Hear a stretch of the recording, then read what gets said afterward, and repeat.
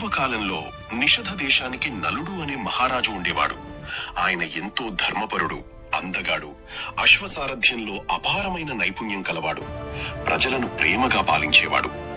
అదే సమయంలో విదర్భ దేశానికి భీముడు అనే రాజుకు దమయంతి అనే అపూర్వ సౌందర్యవతి కుమార్తె ఉండేది.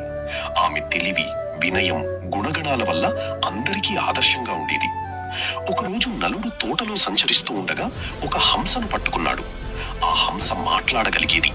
అది నలుడితో ఇలా చెప్పింది: మహారాజా, నన్ను విడిచిపెడితే నేను దమయంతి దగ్గరకు వెళ్లి మీ గొప్పతనం చెప్పి ఆమె మనసును మీ వైపు తిప్పుతాను.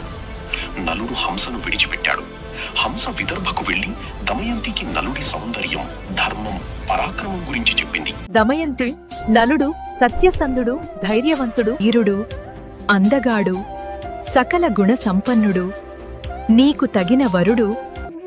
అతని గుణాలు నిన్ను తప్పక ఆకర్షిస్తాయి. ఆ మాటలు విని దమయంతి నలుడిని చూడకముందే ప్రేమించసాగింది.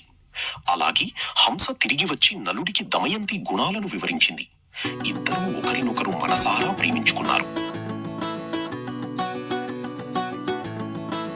కొంతకాలానికి దమయంతి స్వయంవరం ఏర్పాటు చేశారు. రాకుమారి దమయంతి యొక్క స్వయంవరం కావున రాజు భీమాగారి ఆజ్ఞ మేరకు సమస్త రాజ్యాలకు చెందిన రాకుమారులు స్వయంవరానికి హాజరు కావాలని మహారాజుగారి ఆజ్ఞ.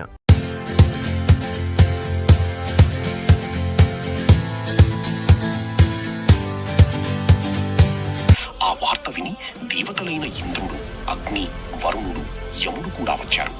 వారు నలుడిని చూసి, నువ్వు మా దూతగా వెళ్లి దమయంతిని మాలో ఒకరిని పెళ్లి చేసుకోమని చెప్పు అన్నారు. నలుడు ధర్మాన్ని పాటిస్తూ దమయంతి దగ్గరకు వెళ్లి దేవతల సందేశం చెప్పాడు. కాని దమయంతి ఇలా అంది: నేను మనసులో మిమ్మల్నే భర్తగా స్వీకరించాను. స్వయంవరంలో కూడా మిమ్మల్నే ఎంచుకుంటాను. స్వయంవర రోజు దేవతలు నలుడిలా రూపం ధరించారు. అందరూ ఒకేలా కనిపించడంతో దమయంతికి అసలు నలుడు ఎవరూ తెలియలేదు. కాని ఆమె గమనించింది, దేవతలకు చెమట లేదు, కళ్ళు మూయరు, పాదాలు నీళ్లను తాకవు. నలుడు మాత్రం మానవుడు. వెంటనే ఆమె నిజమైన నలుడిని గుర్తించి ఆయన మెడలో వరమాల వేసింది. దేవతలు కూడా వారి ప్రేమను గౌరవించి ఆశీర్వదించారు. అలా నలుడు, దమయంతి ఆనందంగా జీవించారు. వారికి 2 పిల్లలు పుట్టారు. కాని కలి అనే దుష్టశక్తి దమయంతి నలుడిని ఎంచుకున్నందుకు కోపంగా ఉండేది. సరైన సమయం చూసి నలుడి మనసును ప్రవేశించింది.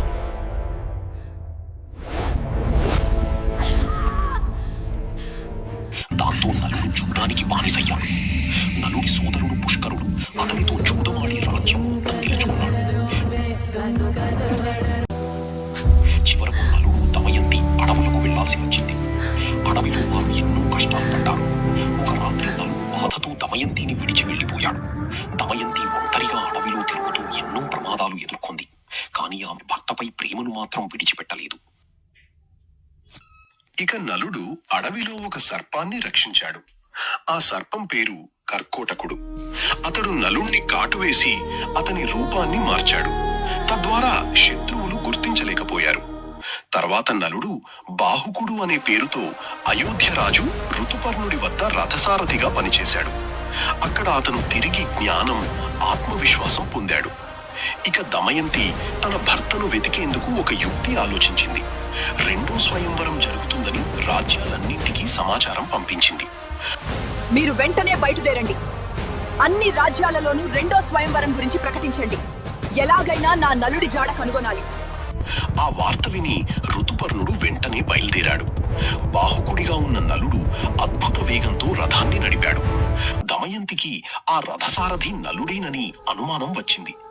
చివరకు ఆమె అతడిని పరీక్షించి నిజం తెలుసుకుంది. ఇద్దరూ మళ్లీ కలుసుకున్నారు. నలుడు తన అసలు రూపాన్ని తిరిగి పొందాడు. తర్వాత పుష్కరుణ్ణి మరోసారి జూదంలో ఓడించి తన రాజ్యాన్ని తిరిగి పొందాడు. కష్టకాలంలో సహనం ఎంతో ముఖ్యం. జూదం మనిషిని నాశనం చేస్తుంది. ధర్మం చివరికి విజయాన్నిస్తుంది.